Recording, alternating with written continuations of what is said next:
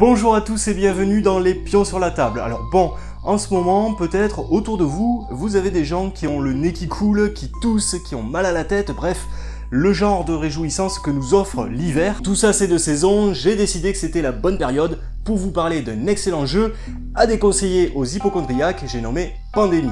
Il s'agit d'un jeu coopératif, cela signifie que tous les joueurs autour de la table vont devoir y combattre des ennemis communs. Et en l'occurrence, les ennemis ici, ce seront 4 gros virus bien mortels qui menacent d'éradiquer l'humanité. Bon alors évidemment, ces 4 gros virus, ils ont décidé d'attaquer la planète tous les 4 en même temps, les salopios. Pandémie est donc un jeu pour 2 à 4 joueurs à partir de 10 ans et des durées de partie annoncées d'environ 40 minutes. Alors 40 minutes, c'est une moyenne, parce que comme dans tous les jeux coopératifs, si la menace dégénère plus vite que prévu, eh bien la partie peut être écourtée, et à contrario, si vous arrivez au bout du jeu, si vous allez jusqu'à la fin, si vous battez en gros le boss final, eh bien la partie peut s'allonger un petit peu. Bon, c'est pas tout ça là, mais on a quand même 4 épidémies d'ampleur internationale sur le feu les amis, donc ne paniquez pas, je m'occupe de tout, et je pose les pions sur la table.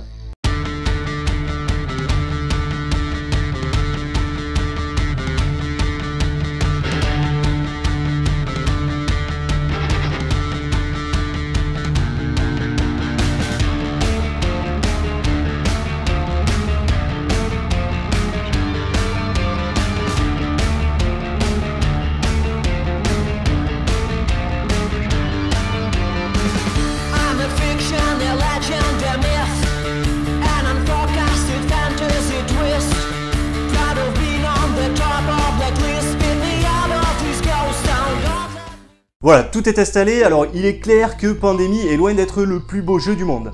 On peut même dire qu'il est carrément austère, et quand je regarde ce plateau et ces cartes, regardez ça un peu, j'ai vraiment le sentiment que le jeu veut ma mort avant même que les virus aient commencé à tuer des gens. Pandémie est un jeu très connu, si vous ne le connaissez pas déjà, vous allez vite comprendre que l'habit ne fait pas le moine, et spoiler alerte, j'adore ce jeu. Donc, avant de démarrer la partie, chaque joueur autour de la table va se voir remettre un rôle. Donc on a le médecin, on a le chercheur, on a l'expert en opération, lui c'est un petit peu l'agent du BTP de l'équipe, le répartiteur et la scientifique.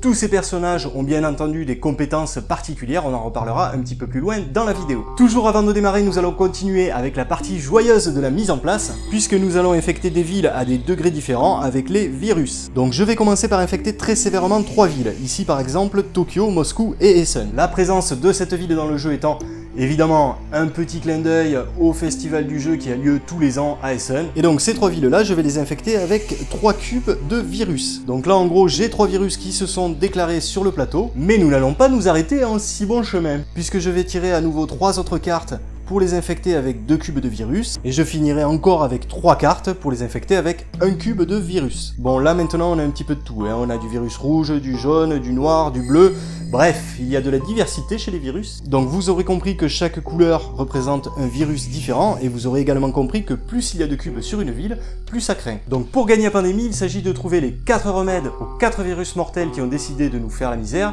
et c'est la seule et unique façon de gagner. Bon par contre, pour perdre la partie, là il y a plein de possibilités, on verra ça au fil de la vidéo. Donc voilà, tout le monde a un rôle, tout le monde démarre depuis la ville d'Atlanta, et les virus ont commencé à se répandre. Donc maintenant, comment ça marche? Eh bien, vous allez vous rendre compte que la mécanique de Pandémie est extrêmement simple, puisque vous aurez 4 points d'action à dépenser parmi les actions suivantes. Donc vous pouvez vous déplacer en voiture ou en bateau d'une ville à l'autre. Vous pouvez également vous déplacer en jet en dépensant en plus du point d'action une carte de votre main représentant la ville où vous voulez atterrir ou la ville d'où vous décollez. En guise de 3e action, vous pouvez utiliser une navette, c'est-à-dire déplacer votre pion d'une station de recherche à l'autre. Alors, les stations de recherche, ce sont ces hôtels de Monopoly blancs, là, que l'on voit sur le plateau. Et donc, pour l'instant, il n'y en a qu'une, en début de partie, mais on va pouvoir en construire d'autres. Et justement, la 4e action, c'est construire une station de recherche en défaussant la carte de la ville où vous vous trouvez. Donc la station de recherche, elle sera construite sur cette ville. Donc là, on a vu les 3 actions qui se rapportent au mode de déplacement. On a vu la construction des stations de recherche. La 5e action, c'est évidemment de découvrir un remède. Pour découvrir un remède, il faut se défausser de 5 cartes de la même couleur, hein, les mêmes cartes que vous utilisez pour vos déplacements.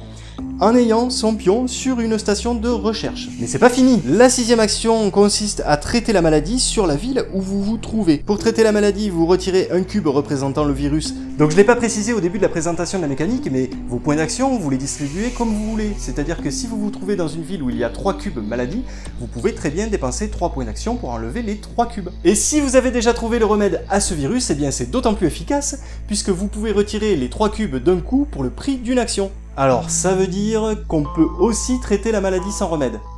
Mais comment ils font? Oh là, mais dites-moi, vous seriez pas un peu malade, vous? Ben si, mais il n'y a pas de remède pour me soigner. Ne vous inquiétez pas, voyons, je suis médecin, on va bien trouver quelque chose. Et enfin, dernière action, vous pouvez partager des connaissances, c'est-à-dire donner une carte à un joueur. Donc cette action est extrêmement utile puisque le maximum de cartes en main d'un joueur c'est 7 cartes et qu'il faut 5 cartes pour trouver un remède. Bon par contre elle est extrêmement difficile à mettre en œuvre, voire quasi impossible parce que il faut que vous ayez la carte de la ville sur laquelle vous vous trouvez et qu'une autre personne se trouve sur cette ville en même temps. Ouais. Mais bon, on le voit, toutes ces actions sont vraiment complémentaires, et en plus, le fait que chaque rôle autour de la table dispose d'avantages dans chacune de ses compétences, de ses actions, renforce l'idée qu'il y a vraiment une synergie de talents là autour de la table. Par exemple, le médecin, lui, pour le prix d'une action, il peut traiter l'intégralité de la ville, c'est-à-dire retirer par exemple 3 cubes, sans aucun remède. La scientifique, elle n'a besoin que de 4 cartes au lieu de 5 pour trouver un remède. Et l'expert en chantier, là, eh bien, il peut bâtir des stations de recherche où il veut, il n'a pas besoin d'avoir la carte de la ville concernée. Donc voilà, on se balade, on échange des cartes, on traite des villes, on essaye de trouver des remèdes, etc. Et à la fin de son tour, on doit piocher 2 cartes. Alors ça, c'est cool pour trouver des remèdes et se déplacer. On a vu que ces cartes étaient très importantes. On peut même choper d'ailleurs des événements spéciaux qui vont nous aider dans notre lutte contre les virus. Mais piocher c'est bien et c'est obligatoire. Cependant, il faut savoir qu'une fois que la pioche est finie, vous avez perdu la partie. Et en plus, il peut y avoir de bonnes grosses cartes bien pourries dans cette pioche. Et ces cartes, ce sont les épidémies. Alors quand vous tirez une carte comme celle-là, c'est la catastrophe. Déjà, vous devez faire progresser ici la vitesse de propagation. On verra tout à l'heure ce que c'est, mais vous verrez, c'est extrêmement succulent. Ensuite, vous allez piocher la carte du dessous de la pioche de propagation, ce qui infectera une nouvelle ville avec 3 cubes. Et enfin, vous mélangerez la défausse de la pile de propagation pour la remettre sur le dessus de la pile. Et là, par contre, vous pouvez commencer à paniquer. Parce qu'une fois que vous avez joué vos 4 actions, que vous avez pioché vos 2 cartes, que vous avez peut-être déclenché une épidémie, eh bien c'est au tour des virus. Et donc pour jouer les virus, il suffit de piocher autant de cartes qu'indiqué ici, là, sur la piste de vitesse de propagation. Vous voyez que, tout à l'heure, on a avancé la vitesse de la propagation, donc vous voyez que cette ligne est extrêmement importante puisque plus on va tirer d'épidémies et plus on va se diriger vers une vitesse de propagation importante. Donc là par exemple je vais tirer 2 cartes pour propager le virus, mais dans quelques cartes épidémies, eh bien je vais devoir en tirer 3. Et en plus, je sais pas si vous avez fait attention, mais rappelez-vous, à chaque épidémie, je remets la défausse sur le dessus de la pile, c'est-à-dire que c'est les villes qui sont fraîchement sorties qui vont revenir et se faire infecter à nouveau. Donc je vais rajouter un cube dans les 2 villes que je vais piocher. Et il faut savoir que s'il manque des cubes pour alimenter une infection, eh bien là encore, vous perdez la partie. Mais c'est pas fini! Il faut savoir que les villes ne peuvent contenir que 3 cubes maximum. Si elles dépassent ce chiffre, ça déclenche des éclosions qui infectent les villes voisines. Donc là par exemple, si je déborde à Tokyo, eh bien ça va partir aussi sur Séoul, sur Shanghai et même sur San Francisco. On voit qu'il y a la petite route là, hop, qui rejoint le continent américain. Mais il y a encore plus dingue, c'est que ça peut déclencher des réactions en chaîne. Donc là par exemple, on a vu que Tokyo déclenchait des éclosions, et bien à côté d'elle, il y a Osaka qui dispose de 3 cubes de maladie, donc elle aussi, elle est à son maximum, donc ça veut dire que je ne pourrais pas rajouter de cubes chez Osaka, mais Osaka, elle aussi, va déclencher une éclosion. Et donc le virus d'Osaka lui-même va se répandre par exemple ici à Taipei. Donc autant vous dire que quand ce genre de truc arrive, vous les avez comme ça, hein. Mais pire que ça, à chaque éclosion, on descend ici le marqueur, et si on arrive sur cette jolie petite tête de mort là en bas, eh bien, encore une fois, on a perdu la partie. Putain, mais que ce jeu est bon. Il vous fout une de ces pressions, un de ces sentiments d'urgence, c'est vraiment terrible. Bien sûr, l'objectif premier, c'est de trouver les remèdes, mais on est toujours en train d'essayer de colmater le raz-de-marée des virus, là, qui s'arrête jamais. Quand on en a traité un là, il y en a 3 autres qui se déclenchent là-bas. Du coup, le thème est vachement bien retranscrit. Rien que d'y penser, j'en ai les fesses qui font bravo. Alors, ce que je dis là, c'est un trait qui est relativement commun à l'ensemble des jeux de coopération. Mais ce qui fait la force de Pandémie, je pense que c'est son thème, tout simplement parce que vraiment, voilà, on a un thème qui est magnifiquement porté par cette mécanique, même s'il n'est pas super bien illustré par son matériel, on l'a vu, mais voilà, on a vraiment l'impression parfois d'être dans un film catastrophe. La gestion des cartes est cruciale, puisque,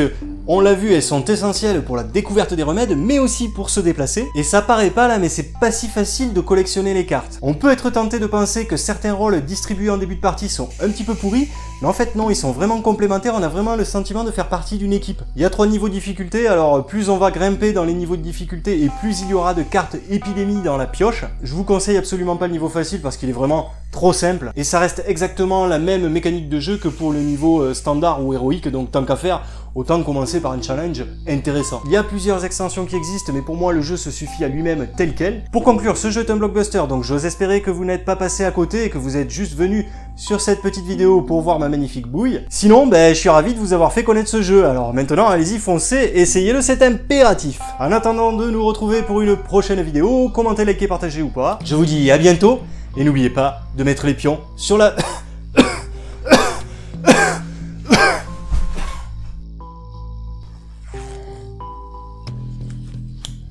Putain, c'est vraiment galère à enlever ces gants.